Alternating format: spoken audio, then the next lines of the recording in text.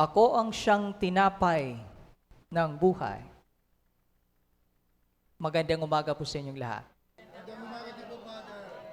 Ngayong linggo po, pinagdiriwang natin ang dakilang kapistahan ng kabanal-banalang katawan at dugo ng Panginoon, Solemnity of the Most Holy Body and Blood of our Lord.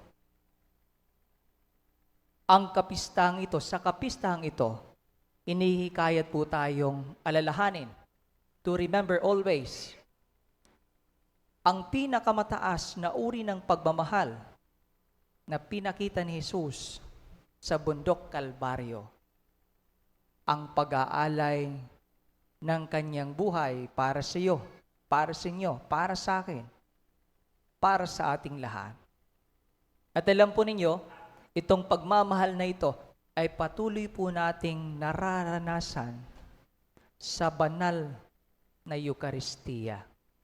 Sa banal na Eucharistia. Alam po ninyo, may professor ako. Sabi niya, every time po tinataas ang kalis sa banal na misa, tinataas ng pari ang kalis sa banal na misa, every time tinataas ng pari ang ostia sa banal na misa, nagaganap po yung naganap sa bundok Kalbaryo. Ang pag-aalay ni Jesus ng kanyang buhay para sa atin. Sa ating unang pagbasa na mula sa aklat ng Deuteronomio, yung opening line is, remember, alalahanin po ninyo, kwento po sa atin yung kwento tungkol sa buhay ng mga Israelita sa ilang na naglakbay for 40 years, 40 taon. At ang 40 taon na ito ay sumisimbolo po sa formation years, taon ng paghuhubog. Sa 40 taon na ito, ang Panginoon ay hindi po nagpabaya. Ginabayan sila. He provided them with manna, pagkain. Nang ibig mong sabihin, nanatili sa kanila ang Panginoon. Itong mga Israelita, isang komunidad. Tayo din naman ngayon ay isang komunidad. At pinapaalala po sa atin na nananatili pa rin hanggang ngayon ang Panginoon sa atin. Nananahan po sa atin. Alam po ninyo, sa buhay komunidad, may mga bagay na mahalaga.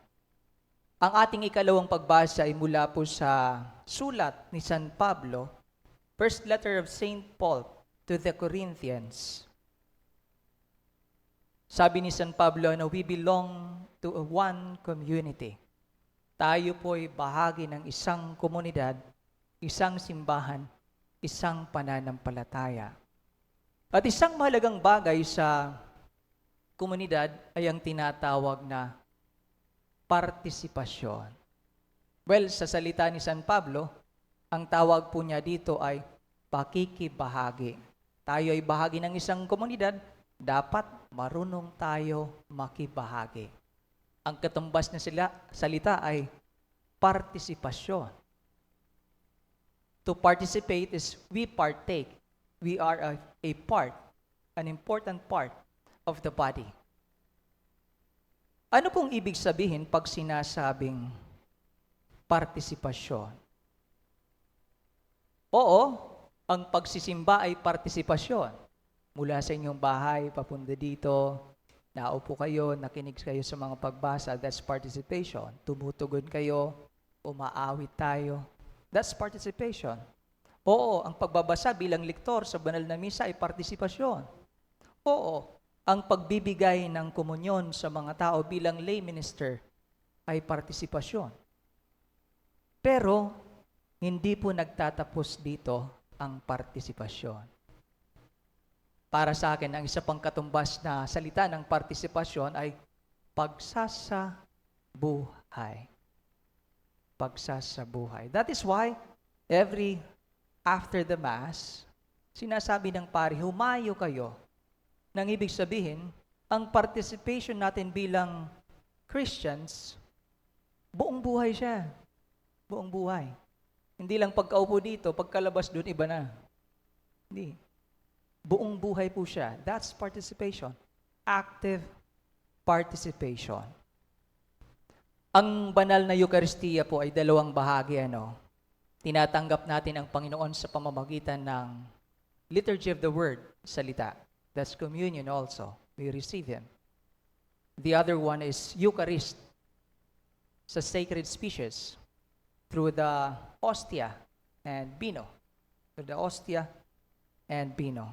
Kung titingnan natin yung arrangement, salita is binibigyan tayo ng Panginoon ng mga instructions sa buhay.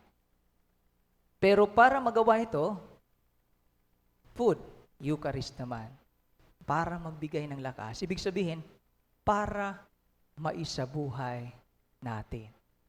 Kaya kung titingnan natin ang kabuuan, ang partisipasyon po ay pagsasabuhay.